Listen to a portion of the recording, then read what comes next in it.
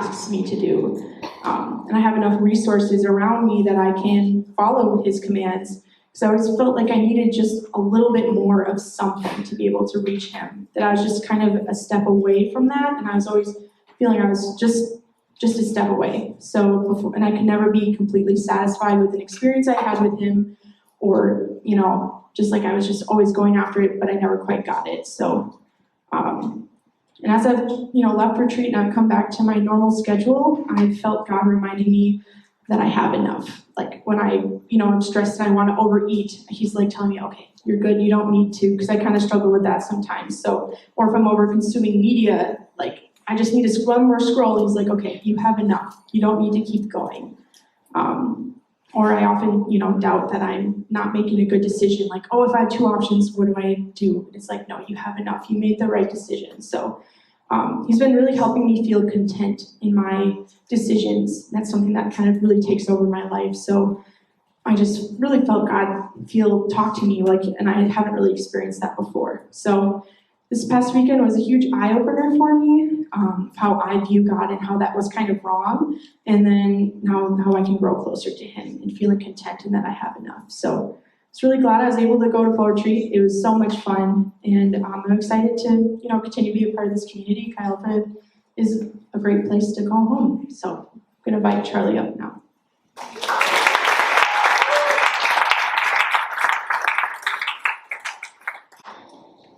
Yeah, I saw those lights go up midway through a lot. I don't know what that was.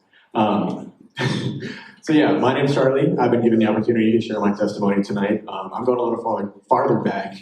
So I was born in Woodbury. I had an older sister, younger twin brothers, and devoted parents. The fact that God should come first came out of my parents' mouths like broken records. I attended Sunday school in elementary school, and then from middle school to high school, I attended confirmation.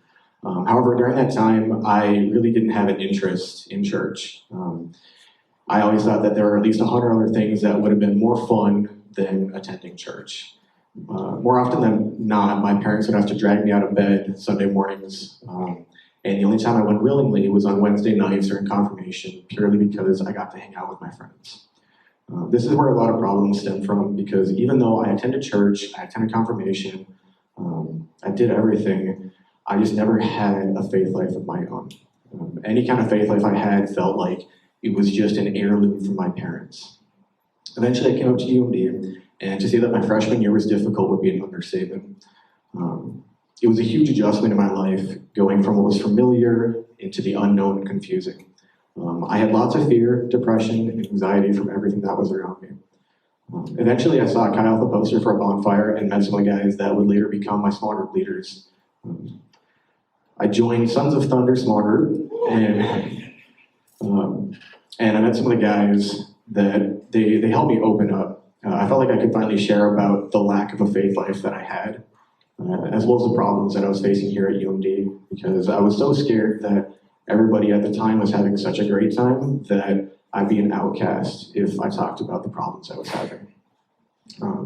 But I no longer had to put up some kind of facade where I had to appear like everything was all together when it wasn't.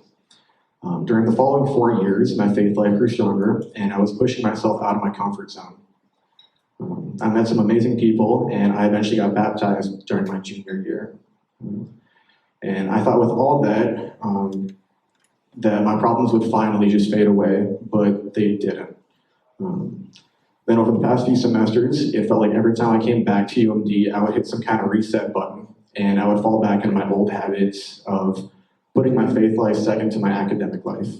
I would spend countless hours sitting in the library or behind my desk working on homework, and then any free time that I had wasn't spent on God or building relationships with those around me who wanted to support me. It put me in a position where I felt like I was further away from God than I was before coming to UMD sometimes. I often spent time by myself and only did things I knew I could handle, and I never pushed myself outside of that box of my own design. Which brings me to this past weekend at Fall Retreat, where if you haven't gone, I would highly suggest it, because no matter where you are in your faith walk, Jesus will meet you right where you are. And that's exactly what happened to me. I've been so afraid of jumping into a committed relationship with Jesus because I figured if I never started one, then it never had the chance to fail. But during the hour with the Lord at Fall Retreat, I read Matthew 10, specifically 1 through 20, where Jesus sent out his disciples into foreign towns to spread the gospel and heal the sick. But the disciples were given no money, no food, and no shelter. The only way that they would be fed or provided shelter was to find someone willing to take them in. And I think it's more than likely that before they were sent out, they were afraid of what would happen to them. They probably feared that they might starve, they might end up sleeping on the street some nights, and that when they preached the good word, that they would likely be beaten, thrown out of town, or possibly killed in the name of Jesus. The disciples still went out. They preached anyways, because they knew that eventually Jesus would not be there to hold their hands and live a devoted life for them. This is when I decided I would rather live a life that has its share of failures than a life full of fear. I would rather try to live a life that's devoted to God and fall short of his glory over and over than never even have the chance to be worthy of it. I needed my old self to die and to have the habits that told me I should do what's easy over what I feared to go along with that death. I needed to be reborn in order to live this new life. And this is where I want to leave you with a verse that spoke to me during Fall Retreat, which is 2 Corinthians 5:17. Therefore, if anyone is in Christ, he is a new creation. The old has passed away. Behold, the new has come. Someone's going to share a testimony tonight, so I'm going to invite Callie to come up and share a little bit about what God's been doing in her life. So give her your full attention. Hi, everyone. My name's Callie. Some of you may know me. I was at Fall Retreat this year, so if you were, you probably heard a variation of this testimony before. So I'd like to start off. I grew up in a household that was primarily Christian, but we weren't the type of Christian that would kind of always go to church every Sunday, but I did go through confirmation, but I never really felt it. And then about 4 years ago now, my uncle tragically passed away of cancer, and since then, my family's kind of taken a rough turn. My aunt has spiraled down. She's been abusing substances such as drugs and alcohol, and my father has also turned to alcohol in order to cope with that. But for some reason, there was something that told me when my uncle died that everything was going to be okay. Like I just heard something tell me that, somebody, and that was God. And since then, it wasn't until after Dan's service a couple weeks ago at Fall Retreat that I did realize like that acceptance was not my own at all. That acceptance was coming from God, and he was telling me that everything was going to be okay. And after that realization a couple weeks ago, and being a born-again Christian, I can like proudly say that God does amazing things, and it can be subtle, and you might not realize them right away, but once you do, it's truly amazing to just follow the Lord with all your heart and discover God and journey together. And that's what I'm here to do, and I'm so excited that I get to do it with all you guys going forward. So thank you so much.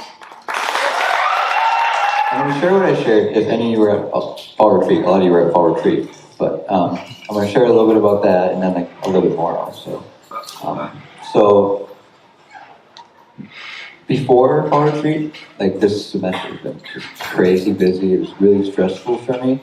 I've just been like, just had a hard time just seeking God in anything really. It was not good. I was just like stressing, and I wasn't going to him for anything, even though I should have went to him, and it was affecting my mental health. It was affecting a lot, because I wasn't doing that.